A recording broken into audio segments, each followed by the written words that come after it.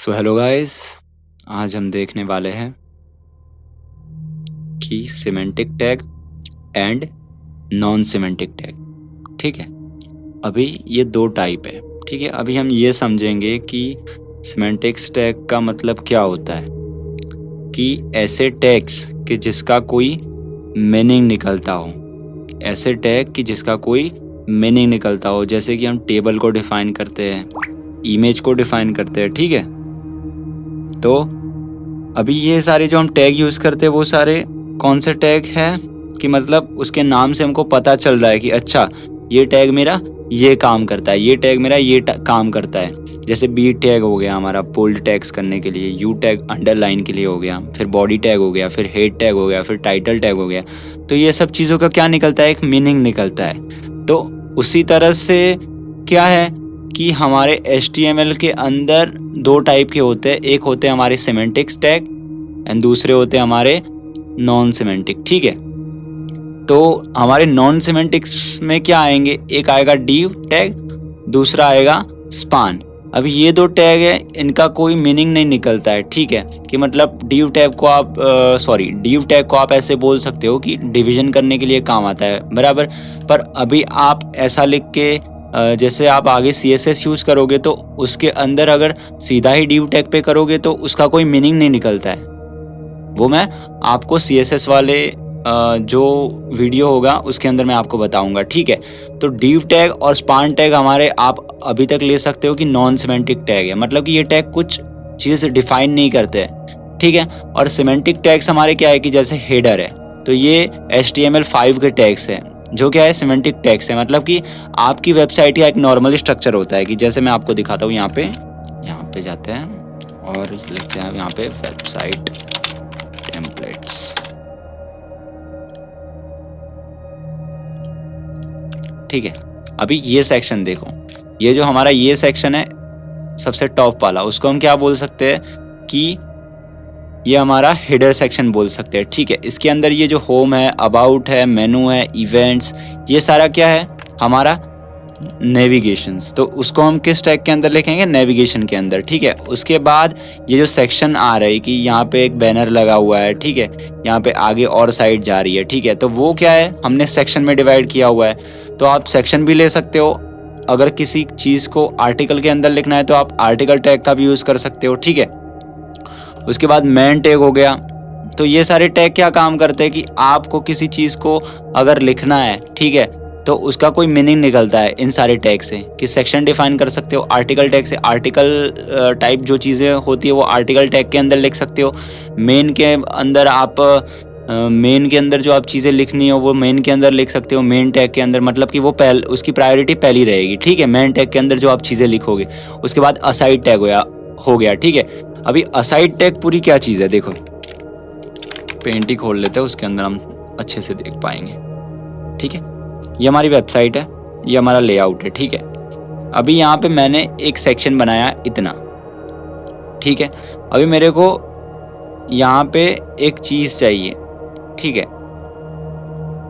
तो एक चीज़ मैं क्या कर सकता हूँ कि यहाँ पे ये मेरा जैसे सेक्शन टैग हो गया।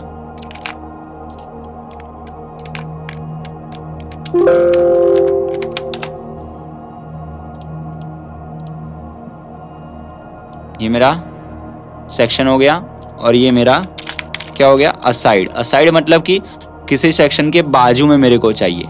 ठीक है, तो इसके ऊपर जो चीज़ आएगी उसको हम क्या बोल सकते हैं, वन टाइप ऑफ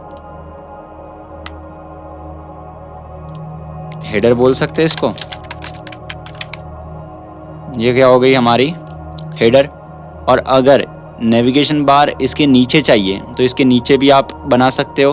और यहाँ पे चाहिए तो आप क्या कर सकते हो, यहाँ पे जैसे कि मेरे को इतना सेक्शन चाहिए, यहाँ पे मैं अपने नेविगेशंस रखूँगा। ठीक है, तो यहाँ पे क्या आएंगे मेरे नेविगेशंस, और इसके नीचे आप इस ब्लॉक को मैं थोड़ा काट लेता हूँ और इसको थोड़ी हाइट इसकी बढ़ा देते हैं। रुको, सेलेक्ट कर लेते हैं, डिलीट। ठीक है, ये हमारा क्या हो गया, ये हमारा हो गया फुटर। ठीक है, ये हमारा क्या हो जाता है, एक वेबसाइट का नॉर्मली स्ट्रक्चर, एक सेकंड, ठीक है, हो गया। देखो यहाँ पे हेडर आएगा, यहाँ पे क्या आएगा हमारा, नेविगेशन के लिए नेव टैग आएगा।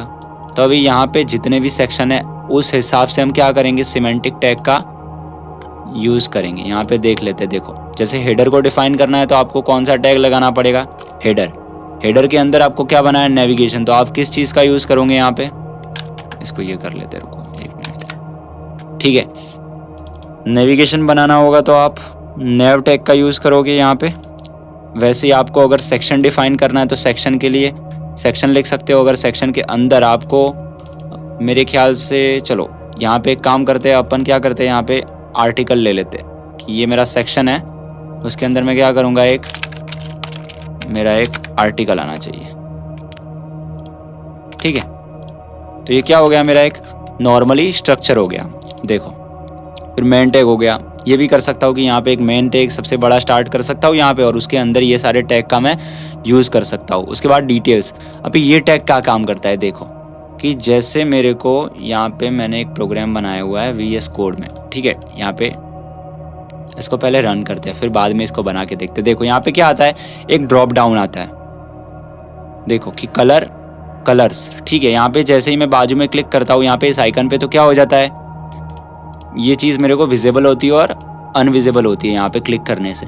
तो ऐसी चीज़ों को बनाने के लिए किस चीज़ का यूज़ होगा, डिटेल्स का। देखो हम फिर से इसका कोड देखते हैं एक बार, ठीक है। यहाँ पे मैंने लिख दिया HTML5, ठीक है, ये मेरा टेम्पलेट आ गया। अभी यहाँ पे मैं क्या लिखूँगा, यहाँ पे मैं लिख देता हूँ नॉर्मली कि यहाँ पे मेरी डिटेल्स आएंगी, ठीक है। अभी डिटेल्स टैग के अंदर मेरे को क्या बनाना पड़ेगा, समरी, ठीक है, कि मतलब उसका मेन मोटिव क्या रहेगा, ठीक है। तो अभी वहाँ पे मैं क्या लिखूँगा, यहाँ पे कि मैंने लिख दिया यहाँ पे कलर्स लिख दिया, ठीक है, कलर यहाँ पे लिख दिया। और यहाँ पे मैं क्या करूँगा, एक P टैग बना लेता हूँ। यहाँ पे मैं लिख देता हूँ कि रेड, फिर लिख देता हूँ सियान, फिर मैं लिख देता हूँ ग्रीन, फिर यहाँ पे लिख देता हूँ मजेंटा, ठीक है। अब इसको सेव कर लेते और ओपन विथ लाइव सर्वर कर लेते। देखो रिफ्रेश किया यहाँ पे जैसे ही ओपन करता हूँ क्या हो गया, ये वाला ड्रॉप डाउन ओपन हो गया। तो आप डिटेल्स टैग का यूज़ करके इस टाइप की एक चीज़ बना सकते हो। उसके बाद हमारे क्या रहेंगे, फिगर एंड फिगर कैप्शन। अभी देखो यहाँ पे डिफरेंस क्या है फिगर में और फिगर कैप्शन को हम देखते हैं एक बार, कि जैसे मेरे को मेरी साइट में एक इमेज चाहिए, ठीक है। तो मेरे को क्या करना पड़ेगा, सबसे पहले उसको यहाँ पे डिफाइन करना पड़ेगा। तो हम क्या कर देते हैं, सीधा IMG करके सीधा यहाँ पे लिख देते हैं। पर ये गलती नहीं करनी है। यहाँ पे आपको क्या लिखना है, यहाँ पे लिखना है कि फिगर, ठीक है। फिगर टैग को स्टार्ट करना है। फिर यहाँ पे इमेज जो हमारी है, ठीक है, उसको इंपोर्ट करा देते हैं। मैं यहाँ पे लिख देता हूँ mp.png, ठीक है। और यहाँ पे मैं लिख देता हूँ कि फिगर कैप्शन, और यहाँ पे लिख देता हूँ कि माय लोगो, ठीक है। और सेव करके इसको ओपन विथ लाइव सर्वर कर देते। देखो ये क्या है, हमारा लोगो आ गया। यहाँ पे उसका हाइट एंड विड्थ थोड़ा फिक्स करना पड़ेगा, ठीक है। तो वो कर देते हैं, 1 सेकंड रुको, यहाँ पे जाते हैं, width is equal to 100 pixel and height is 100 pixel, ठीक है। इसको सेव कर दिया। यहाँ पे जाके देखेंगे, देखो ये क्या हो गया, ये क्या है माय लोगो, फिगर कैप्शन है हमारी, और ये क्या है हमारा लोगो, ठीक है।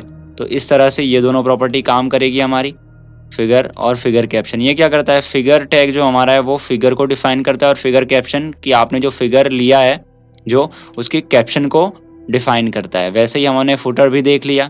फुटर का यूज़ कैसे होता है कि अभी इसकी मदद से हमें साइट बनानी है, तो क्या करना पड़ेगा हमें, इसके अंदर जैसे हम इस टैग का यूज़ करके अगर किसी भी चीज़ को लिखेंगे, ठीक है, तो वो पहले से ही उसकी हाइट एंड विड्थ डिफाइन नहीं होगी। इस चीज़ को बनाने के लिए हमें क्या यूज़ करना पड़ेगा, CSS। अभी HTML क्या करता है, किसी भी चीज़ को स्ट्रक्चर बना देता है, पर उस चीज़ को अगर आपको रियली में बनानी है, ठीक है, उसको स्ट्रक्चर को सही से अरेंज करना है तो आपको किस चीज़ का यूज़ करना पड़ेगा, CSS का। ठीक है, तो हम CSS वाले सेक्शन में देखेंगे। अभी के लिए आपको एक डेमोस्ट्रेशन के लिए मैं इन सारे टैग का एक यूज़ दिखा देता हूँ। ठीक है, उसके बाद हमारा ये देख लेते हैं। चलो एक बार पहले मेरे को यहाँ पे हेडर चाहिए, मैं लिख देता हूँ कि दिस इज़ माई हेडर। ठीक है, फिर यहाँ पे मैं ले देता हूँ नेव। ठीक है, अभी नेव को कैसे बनाना है, ए टैग बनाया, इसके अंदर लिख देता हूँ मैं होम। ठीक है, और यहाँ पे मैं लिख देता हूँ होम, और इसके ख़त्म होने के बाद क्या होना चाहिए, मेरे को एक ऐसा साइन दिखना चाहिए।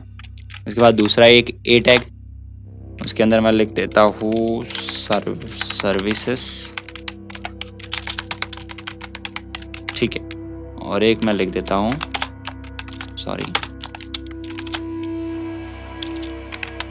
About us. ठीक है, इतना हो गया। देखो क्या हो गया, यहाँ पे एक चीज़ लगाना रह भूल गए हम, ये चीज़ बन गई, नेविगेशन बन गया, दिस इज़ माय हेडर।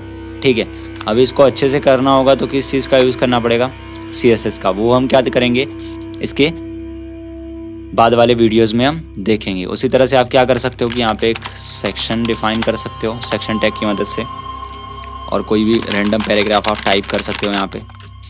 इसको चलो मैं इसको डुप्लीकेट कर देते हैं। तो क्या हो गया, ये चीज़ आ गई यहाँ पे, पैराग्राफ बन गया इतना, पैराग्राफ नहीं, सेक्शन बन गया एक अलग से। उसी तरह से हम क्या कर सकते हैं, दूसरी एक चीज़ यहाँ पे आर्टिकल टैग भी वहीं सेम टू सेम काम करेगा। ठीक है, इसके अंदर आपकी प्रॉपर एट्रीब्यूट्स आएंगे क्लास नाम के, तो आप क्या कर सकते हो कि क्लास दे के आप CSS के अंदर इस चीज़ को अलग कर सकते हो, इसका स्ट्रक्चर। ठीक है, तो वो हम क्या करेंगे, एडवांस हमारे जो CSS वाले लेक्चर होंगे उसमें देखेंगे। यहाँ पे आप अभी नॉर्मली क्या करेंगे, आर्टिकल टैग के अंदर एक हेलो लिख देते हैं। इसके अंदर भी देखो सारा सेम ही रहेगा स्ट्रक्चर, तो पूरा कोई चेंजेस नहीं देखेंगे इसके अंदर, देखो इतना बहुत। और यहाँ पे एक फुटर ले लेते हैं,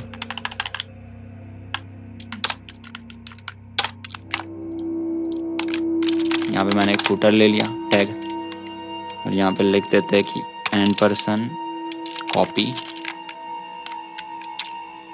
ठीक है, यहाँ पे लिख देते हैं ऑल राइट रिजर्वेड।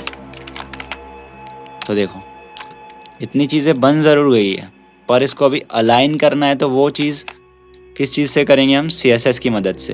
पर यहाँ पे क्या हो रहा है कि आप अगर div टैग का यूज़ करके भी बनाओगे, कि ऐसे मैंने लिख दिया कि div।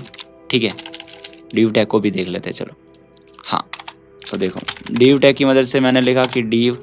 ठीक है, यहाँ पे एक एट्रीब्यूट इसका यूज़ होगा क्लास, और क्लास का आपको क्या डालना पड़ेगा, नेम। ठीक है, तो यहाँ पे मैं डाल देता हूँ कि यहाँ पे मैंने डाल दिया कि C1। ठीक है, तो अभी ये क्या काम करेगा, यहाँ पे मैं जो लिखूँगा वो क्या वैसे ही दिखेगा जैसे सेक्शन के अंदर दिखता है। देखो यहाँ पे मैं लिख देता हूँ दिस इज़ माई क्लास। ठीक है, देखो दिख रहा है यहाँ पे, ये और ये सारा कुछ सब कुछ सेम ही काम करेगा। ठीक है, क्लास को मतलब div टैग के अंदर आप दो एट्रीब्यूट का मोस्ट ऑफली यूज़ कर सकते हो। एक हमारी होती है ID, ठीक है, और एक होता है हमारा क्लास। ठीक है, अभी ID आप जो कर रहे हो वो क्या होगा कि अगर मैं इस टैग के इस div टैग को, अगर ये div टैग है, ठीक है, इसको अगर मैं ID दे रहा हूँ कि मैंने यहाँ पे PR11 दे दी। ठीक है, तो अभी क्या दिक्कत रह जाएगी यहाँ पे कि PR1 जो है मेरा ID इसका div टैग का, तो मैं एक बार इसको डिक्लेयर कर सकता हूँ। यहाँ पे div करके मैं यहाँ पे ये नहीं लिख सकता फिर से कि ID is equal to PR1। ठीक है, ID जो होगी वो एक ही बार होगी कि जैसे हमारी यूनिक ID होती है। ठीक है, पर क्लास में क्या चीज़ है कि क्लास को आप बार बार कॉल बना सकते हो, कि जैसे मैंने यहाँ पे बना दिया .C1। ठीक है, देखो कैसे लिखना है। अगर मेरे को ID बनानी है नॉर्मली, यहाँ पे मैं सिखाता हूँ। देखो अगर मेरे को ID बनानी है तो मेरे को क्या करना पड़ेगा, हैश। ठीक है, और यहाँ पे लिख देता हूँ PR1, एंटर। क्या लिखूँगा, PR1, और एंटर जैसे ही करूँगा देखो div ID is equal to PR1 बन गया। और अगर मेरे को क्लास बनाना है तो मैं लिखूँगा .pr1, ठीक है। इस तरह से आप आईडी और क्लास बना सकते हो, पर आपको इतनी चीज़ समझ आनी चाहिए कि क्लास को आप दूसरी बार बना सकते हो और जिस बार आपने जो आईडी ली है div टैग के अंदर उसको आप डुप्लीकेट नहीं कर सकते, ठीक है। ये इसके दो मेन डिफरेंस रहेंगे, ठीक है। इतने टैग्स हमारे कंप्लीट हो गए। इसके बाद हम आगे वाले लेक्चर में मिलेंगे। Thanks for watching this video.